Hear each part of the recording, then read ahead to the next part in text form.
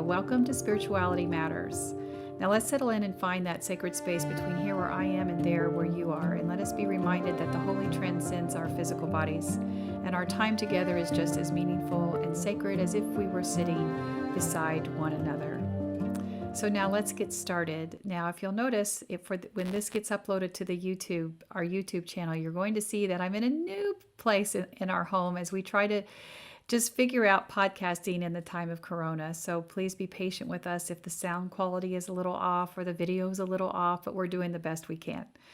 So this week's theme is called Love Always Wins, or Does It?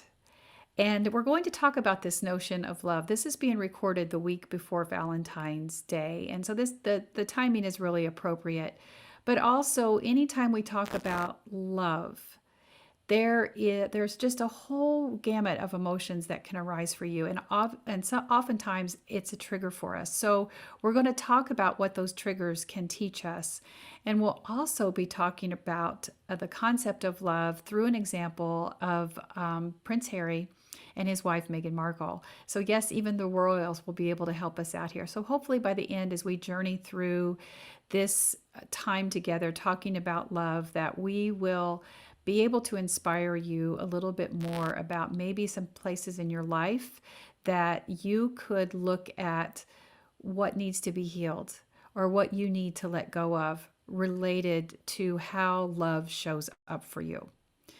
But before we do that, like I said, we're recording this right before Valentine's Day. So I want to spend a little bit of time. This will be released the week after, so it's still relevant enough. But Valentine's Day, I just want to give you a little snippet of information here. Valentine's Day is named after Saint Valentine. Now, really, I think it's more of a myth than an actual one person. Most people believe that it's a combination of people that actually make up the myth of Saint Valentine.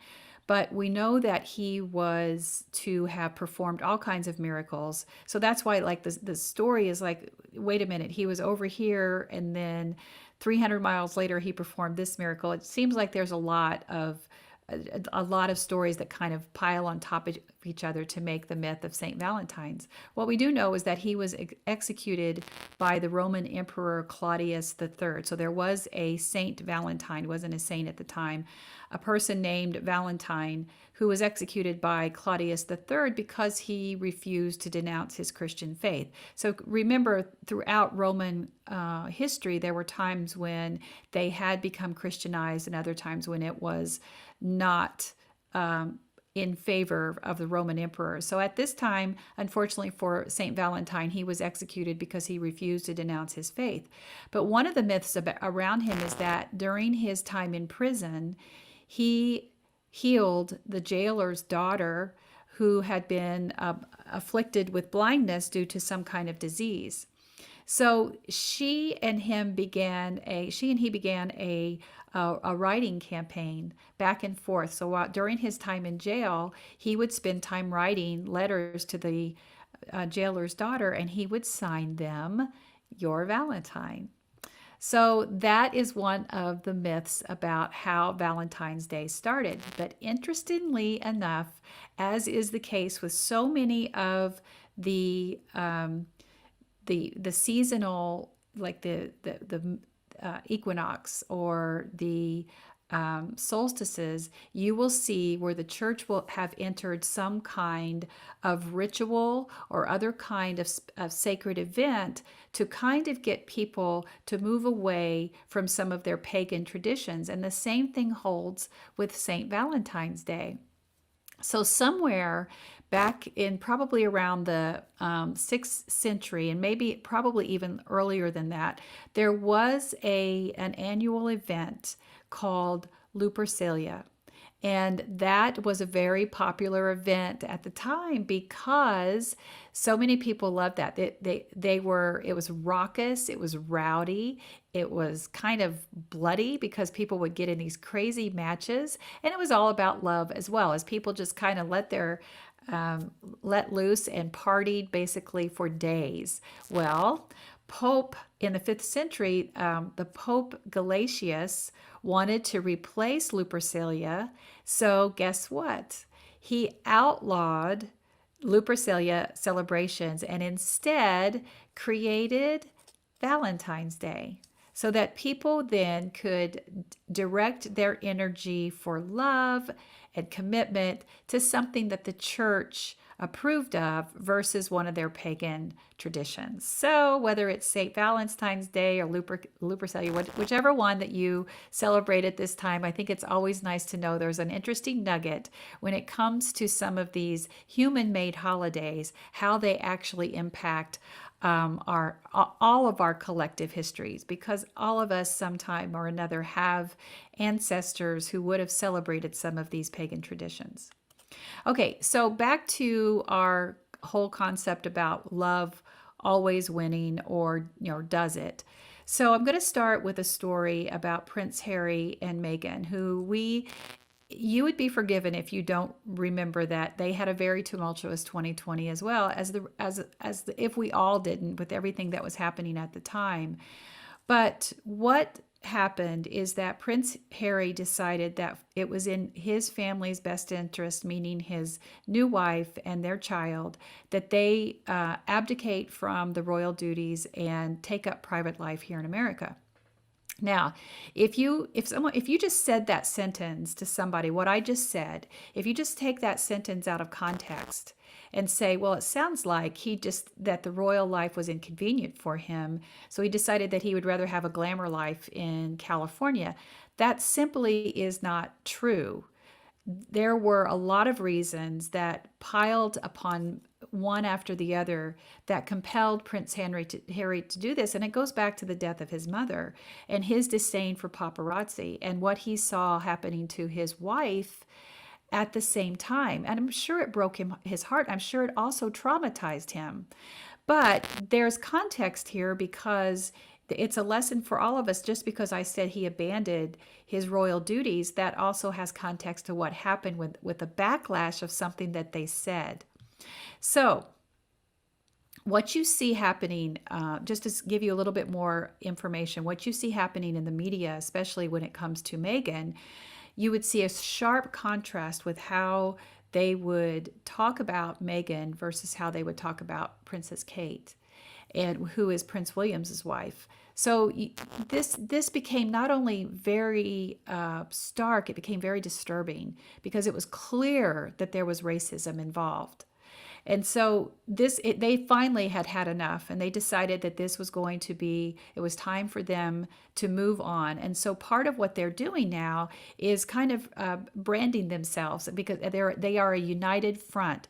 And they've now started to move into, well, how are they going to show up in the world? And one of the ways that they're showing up in the world is with a podcast that they launched at the end of the year. And it was just a beautiful podcast filled with all kinds of wonderful guests telling their stories and giving reflections.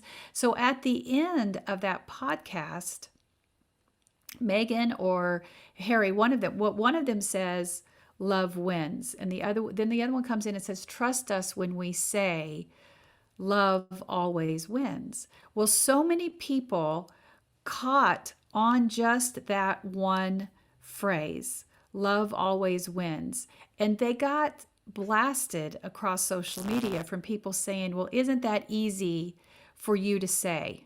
Isn't that easy that you have this easy life? You come out of a royal life to live in California, to choose your destiny, to have all these kinds of sponsorship. I think they ended up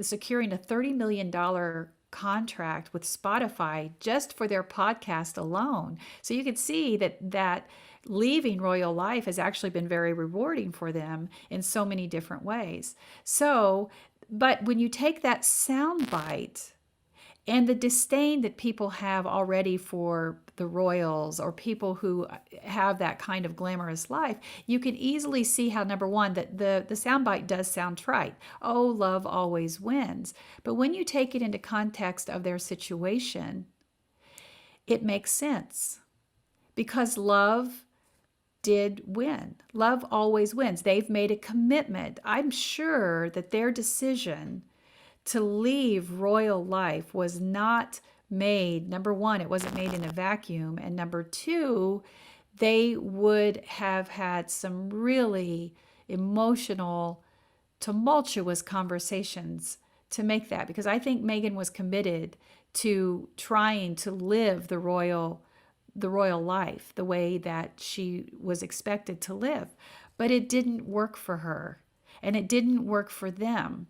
So yes, taken out of context, love always wins. Sounds like it could be, well, we're taking our $30 million that we get for hosting this podcast, and we're going to show you that love always wins, when the rest of us have never seen $30 million and have no idea, cannot relate to that. But taking into context to their lives and what they've endured the past 2 years, love did win for them. So for those of us who, this is just an opportunity to offer other people grace. Sometimes it's so easy to just attack somebody because of something that they said when it's taken out of context. But also for us, if we're going to dig a little deeper here and about the definition of love, we as Americans are already confused about the definition of love. And some of that is because we have our biblical upbringing to blame, but also just our simplistic language. So as a former evangelical here who now rejects a lot of those teachings, I can tell you the way love was explained can also be confusing as you're going through life. So I know and I picked up 4 of what we call scriptural definitions of love. And the first one is eros, and that's pronounced eros. And eros means a romantic kind of love. So you have, your partner, your love and affection for someone that you want to spend time with, that you possibly want to spend the rest of your life with. So that's eros. And that was one of the translations that in the Bible just becomes love. In the English Bible becomes love. Another word is storge, Storge. That word stands for family love. So the kind of love that we have one for another in our familial settings, how we love each other. So eros and storge, and you can see we just call that love, but in our minds, that could be very confusing, especially as we're coming up through, whether it's church or our community experiences, how we interact with people. Got 2 more for you. The third one is philia, and that's spelled Philia, philia, and that's a brotherly love, and that's our love for humanity. How we show up, how we love our neighbors, how do we love strangers, how do we connect with people that we might not have an intimate relationship with, or even a knowing relationship with, like we have with colleagues or schoolmates or neighbors or something like that. And then we have agape, agape, agape. And that means the highest form of love. That's the sacred love. That's the holy love. That's God's divine love. There's nothing that surpasses, that's higher than agape. But in the English translation of the Bible, all of that becomes love. So we then start to traverse our lives with a wide definition of what love could be. Okay, so it's always good to turn to the good old dictionary to see also how love is defined. And then I think that also can help us understand a little bit about our confusion about what love is.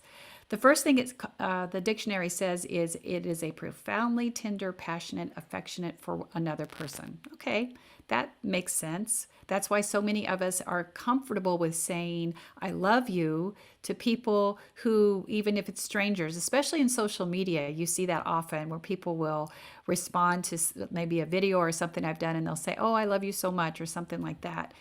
Love is also defined as a feeling of warm personal attachment or deep affection as a parent, a child, or a friend. So going back to that family love, that storge that we read about in the Bible.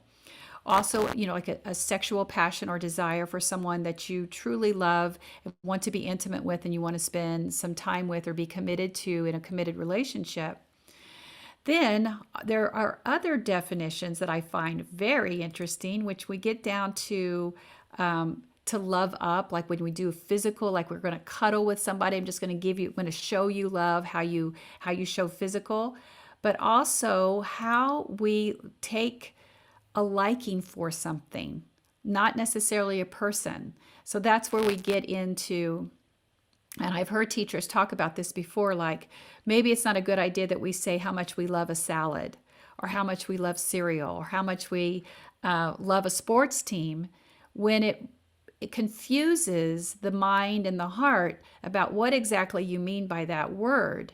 So, but it's actually part of the definitions of having just something that you have a great love for. And I just need to throw in including our pets here. So you start to see why all of a sudden we have this issue with why people would be triggered by hearing something about love always winning, when the word love means so much to us in our lives. And here's how I found this interesting phrase that I thought was compelling about this concept this week. It says, there is love, of course, and then there is life, its enemy. There is love, of course, and then there is life, its enemy. So when you think about that phrase and you think about love always wins, you can see why so many of us don't believe that love does always win. It becomes like almost like this unattainable ideology. Rob Bell, a former mega pastor, has written several books, and I've recommended when people are deconstructing from Christianity or religious trauma, or they're trying to recover from religious trauma, I always recommend one of his books, Rob Bell's book, What is the Bible? But he also wrote one that's called Love Wins. And this is a very good book because basically what he's saying is that God's love prevails, that God's presence and God's love for all of humanity is actually more powerful and stronger than any of the rule books that humans have put over Christianity. So our experience, our religious experience, might actually be inhibiting our ability to experience love fully because we've learned in our religious experience that God's love is conditional. So he argues in this book that it isn't. So this is something that you might consider reading if that resonates with you, because especially for all of those of us who are deconstructing from Christianity, we need to look at the view, how God shows up in our lives differently. We need to deconstruct from some of those and understand that the angry God that we feared doesn't exist, that God is love. There's no contradiction here, that God doesn't exist. So it might be worth checking out that book.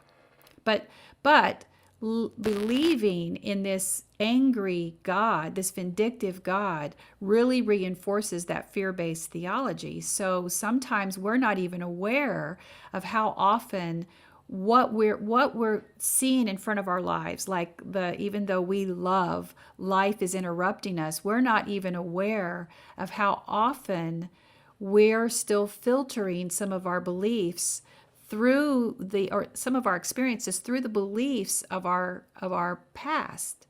So you might think that you've rejected some of your religious heritage, but unless you've actively deconstructed it, it still might be there, which might be part of the reason that you're triggered around some of the experiences of love.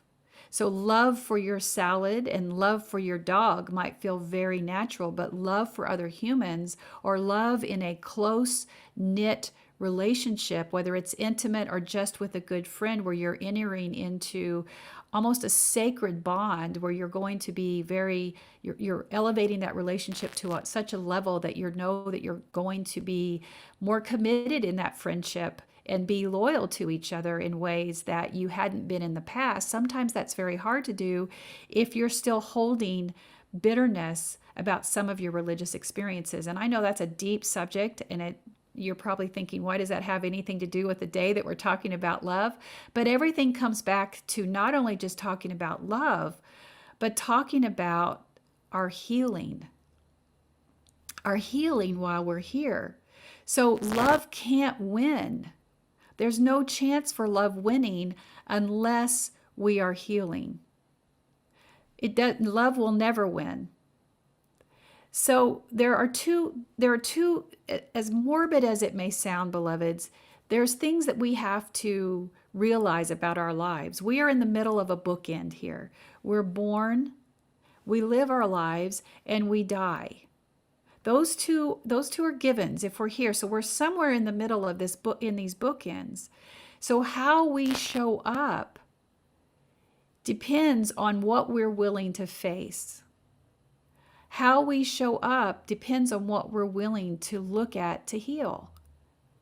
So this is just another nugget for you to consider how you love is impacted by what's happened in your past. And if that has a notion of spiritual or religious trauma for you. So, because no matter what happens in our lives, we're going to have people come through, whether they're our closest friends, our partners, our companions, our colleagues, our family members, no matter who they are, no matter how much we love them, no matter how much they love us, they're going to hurt us. They're human. You're going to hurt them. No matter how much you pray or desire a different outcome, or you believe in miracles, or you believe that things can be different, this heartache will come in some way, shape, or form because we're human. We're souls here having a human experience, but we are not God. We have God in us, but we are not God. So we're not miracle workers. We don't have all the answers. There's always room for us to figure out how do we move beyond the things that hurt us? How do we move beyond the things that can trip us up or that can stagnate us so that there isn't any more growth, so that we don't take chances anymore if anybody might hurt us? But there's something else to look at here as well, not just from a personal perspective, but also like this whole wide table of humanity. If love was always winning, if love truly always was winning in all of our lives, then there would not be any hungry people. There would not be any abuse. There would not be any babies crying. We would be taking better care of our environment. Animals wouldn't be killed for sport. The earth wouldn't be treated like our personal garbage dump. We would be taking better care of things around us. So we kind of all flip that switch, and whether it's intentional or not intentional, we don't necessarily live the concept of love always winning because we don't show up that way. And yes, do I believe that each one of us has some kind of responsibility for how we care for the earth and how we care for others, even if they're strangers? I absolutely believe that. I think that's part of our spirituality. I think that's part of our spiritual growth. But it's also, if we change the narrative just a little to say, okay, I'm trying to heal myself. How's that going to show up in the world? So I'm fixing what's broken. I'm letting go of the things that no longer serve my highest good. I'm healing the pain from the past trauma. I'm not going to let that define me. The how it defines you is how you show up. So that's how we know if we are actually healing. So no, it's not all on your shoulders to save the world or save humanity, but each one of us has a part. And if we do that, does love start to continually show up? Does love win? Now, this might be a part where I would invite you to take a little bit of what we talked about, whether it's even your thoughts about Valentine's Day or your thoughts about Prince Harry and Meghan, or your thoughts about what you learned through your religious heritage from about the Bible, or what does love mean to you? And there's no wrong answer here. What you've been taught about love is what you've been taught. What you've experienced about love is what you've experienced. So this would be a really good time to take some of those questions and maybe pause here, rewind and write down some of the things I just said and use that as a journaling exercise. Maybe the week after Valentine's Day is a really good time to consider what love means to you. And if it's not where you want to be, what can you change about yourself to bring forth a different kind of reality about what love is, how it shows up in your life, and what needs to be healed if you're not where you need to be. That can be a little tricky, but at least you can start looking at the defining steps. So where we want to be when we are looking at, if we are emotionally grounded and we feel safe and we feel loved and we feel seen, and that doesn't necessarily mean from people around us. It's also about our spiritual foundation. Then how we love and why we love and when we love and our definition of love can help anchor you in your life. So how we love, why we love, when we love, all of that can help anchor you. But it can only come from a place of peace. And that's okay if you're not there. All of us are still working on some element of that. But knowing what the game plan is to move forward is the most important thing. Now, how do you do that? How do you start to be able to answer those questions? It all starts by going inward. How are you loving yourself? Have you forgiven yourself? What are you holding on to? What regret? What guilt? Why do you need to start with loving yourself first? How can we show love to other people if who we are we don't love? So before we are looking at how love shows up and how we want to desire companionship, whether it's friendship or an intimate relationship, or you want healthy relationships with your colleagues or your family, all those eros, storge, philia, or agape, how are we taking care of ourselves? Because the agape love is our love. We recognize the sacredness in us, that God is in us, and that we're going to take care of ourselves and love ourselves first. That's where the healing really begins. Now, I'm going to switch gears just a little bit here because this certainly, for me, it always brings up where Jesus gave us the two greatest commandments: love the Lord your God with all your might and love your neighbor as yourself. I recently heard an evangelical Christian talk about this and say that one of the things that progressive Christians, and I guess if I had to have a label, that would be who I am, even though I no longer go to church and consider myself spiritual but not religious. They say we get it wrong because we twist the order of those two commandments. We want to say love your neighbor before love your God. And this video was making its rounds in several different social media platforms. And I want to just tell you what a ridiculous notion that is.